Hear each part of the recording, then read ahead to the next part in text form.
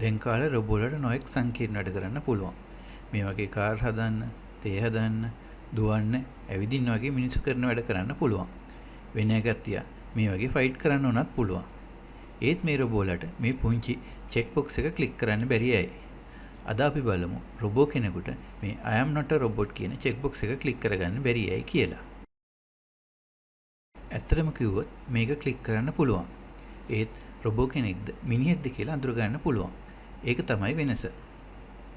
මේ වගේ දෙයක් මුලින්ම ආවේ 1990 ගණන් වල අක දවස්වල. ඒ දවස්වල ඉන්ටර්නෙට් පාවිච්චි කරපු කෙනෙක් නම් මතක ඇති. ඒ දවස්වල ජනප්‍රියම සර්ච් එන්ජින් එක තමයි ඇල්ටා විස්ටා කියන්නේ. මේගොල්ලන්ට ලොකු ස්පෑම් ප්‍රශ්නයක් තිබ්බා. මිනිස්සු එක එක විදිහේ ස්ක්‍රිප්ට් ලියලා මේගොල්ලන්ගේ ඩේටාබේස් එක හැක් කරන්න හැදුවා. මේකට කරේ මිනිස්සෙක්ද ස්ක්‍රිප්ට් එකක්ද කියලා අඳුර ගන්න ක්‍රමයක් හදපු එක. ඒකට තමයි මේ කැප්චා කියන්නේ. මේක තේරුම වෙන්නේ completely automated public Turing test to tell computers and humans apart කියන එක. ඔයගලන්ට මතක ඇති ඒකේ මේ වගේ ඇද වෙච්ච අකුරු අඳුර ගන්න දුන්නා. නමුත් කාලයක් යනකොට මේ බොට්ලත් මේ අකුරු අඳුර ගන්න තරම් දියුණු වුණා. මේකට විසඳුමක් විදිහට තමයි රීකැප්චා කියන එක ආවේ.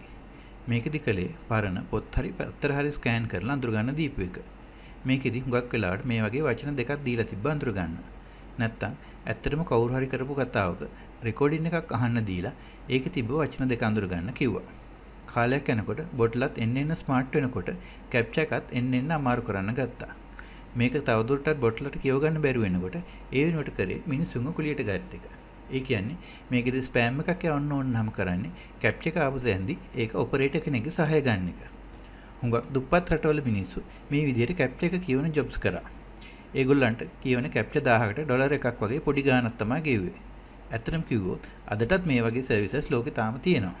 පස්සේ මේ කැප්චා එක එන්නම අමාරු වෙලා මිනිස්සුන්ටත් කියව ගන්න බැරි තත්ත්වයටපත් වුණා. 2014 දී Google එකෙන් AI software එකක් හැදුවා මේ කැප්චා වලින් 99.8ක් නිවැරදිව කියවන්න. ඒත් ඒ වෙනකොට මිනිස්සුන්ට කියව ගන්න පුළුවන් උනේ 33ක් විතරයි. ඒත් එක්කම 2009 අවුරුද්දේදී Google එකේ මේ රීකැප්චා එක මිලට ගන්නවා. ඊට පස්සේ මේක හැමෝටම පාවිච්චි කරන්න පුළුවන් ෆ්‍රී සර්විස් එකක් විදිහට දෙනවා. ඊට පස්සේ Google එකේ මේ රීකැප්චා version 2 කියන එක රිලීස් කරා.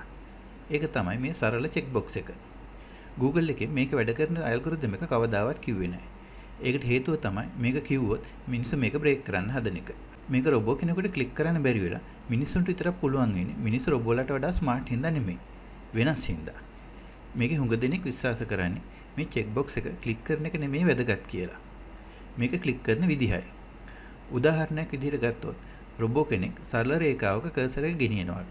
ඒත් මිනිස්සෙකුට නම් ඒ වගේ සරල රේඛාවක කර්සර් එක ගෙනියන්න බෑ. තව එකක් තමයි මේක ක්ලික් කරන්න ගත වෙන කාලය. තව එකක් තමයි මේ රීකැප්චා එකෙන් අපේ බ්‍රවුසර් හිස්ටරි එකත් බලනවා. ඒ කියන්නේ මිනිස්සු සර්ච් කරන දේවල් බොට් කෙනෙක් සර්ච් කරන්නේ නැහැ සාමාන්‍යයෙන්. දැන් හිතන්න පුළුවන් මේ රීකැප්චා එකට අපේ බ්‍රවුසර් හිස්ටරි එකත් බලන්න පුළුවන්ද කියලා. ඔව් පුළුවන්. ඔයගොල්ලෝ Google privacy policy එක බැලුවොත් ඒකේ මේක කියලා තියෙනවා. මෙතෙන්දි සැකයක් ආවොත් තමයි අර ට්‍රැෆික් ලයිට් වගේ දේවල් අඳුර ගන්න දෙන්නේ. මේකෙදිත් බලන්නේ ඇකියුරසි එකට වඩා ක්ලික් කරන විදිහ. 100%ක් නිවැරදි නොවුනත් ඒකට කමක් නැහැ. ඇත්තටම මේකෙන් රොබෝල අඳුර ගන්නවා කිව්වට මට YouTube එකේ වීඩියෝ දෙකක් හම්බුණා. ඇත්තම රොබෝලට මේක ක්ලික් කරන්න පුළුවන්. පළවෙනි එක තමයි මේ වගේ මෙකැනිකල් රොබෝ කෙනෙක් මේක ක්ලික් කරලා පාස් වෙනවා.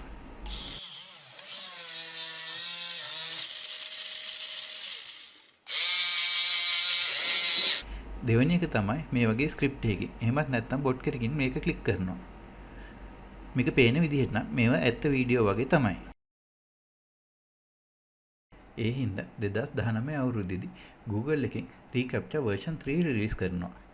මේකෙදි අර වගේ ක්ලික් කරන් දෙයක් ඇත්තෙම නැහැ.